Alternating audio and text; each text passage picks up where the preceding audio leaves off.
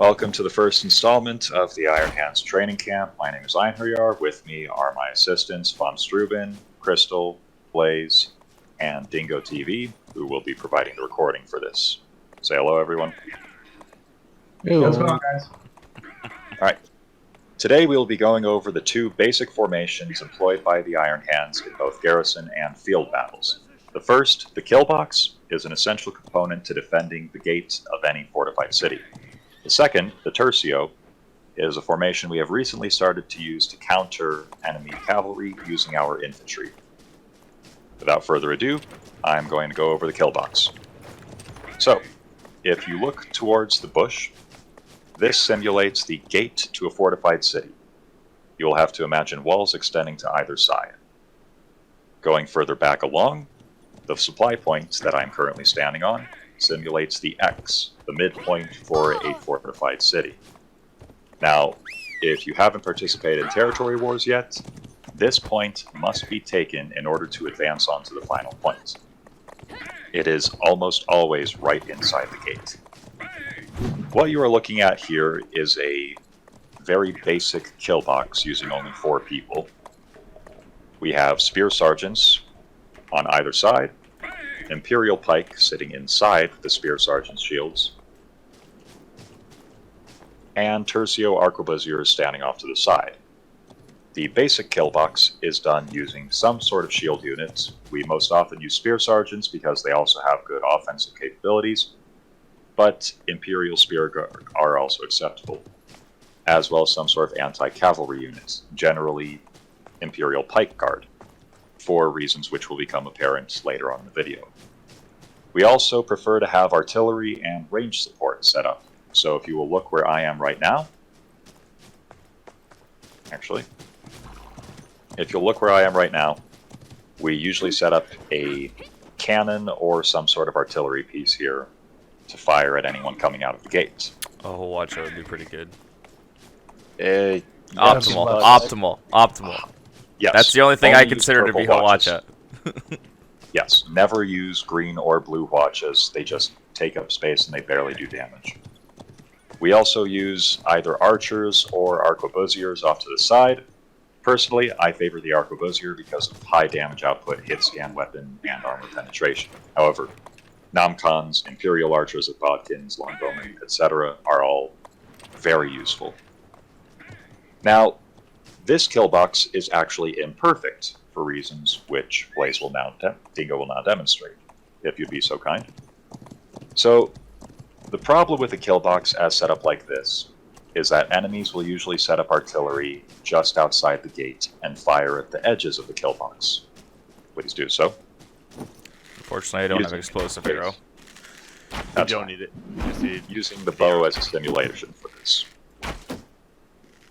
Accordingly, ideally, a kill box will have a slight angle set up outside the gates. Gentlemen, if you'll do so.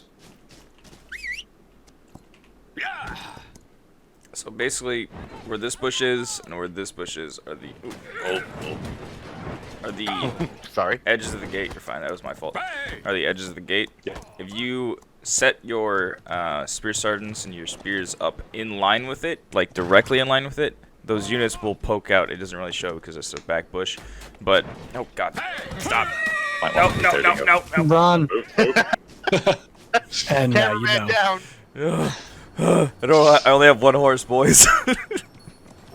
Okay, yeah, guys, move the It's fine. spear sergeants back just a little bit.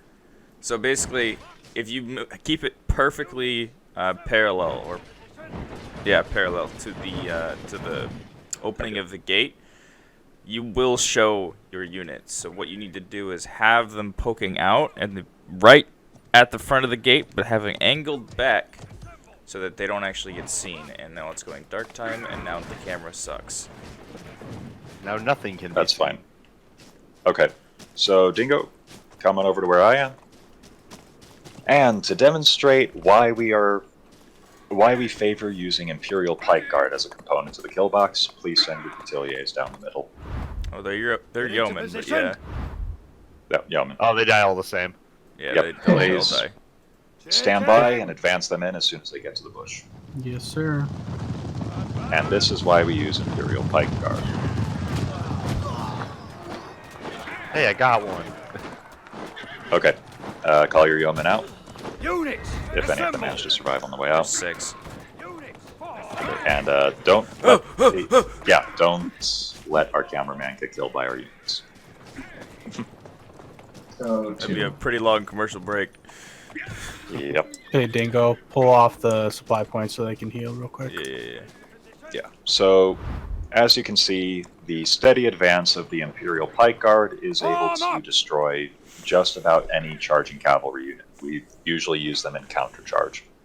Plus, when braced, depending on which tree you go down, they can stun enemies, attack more, etc.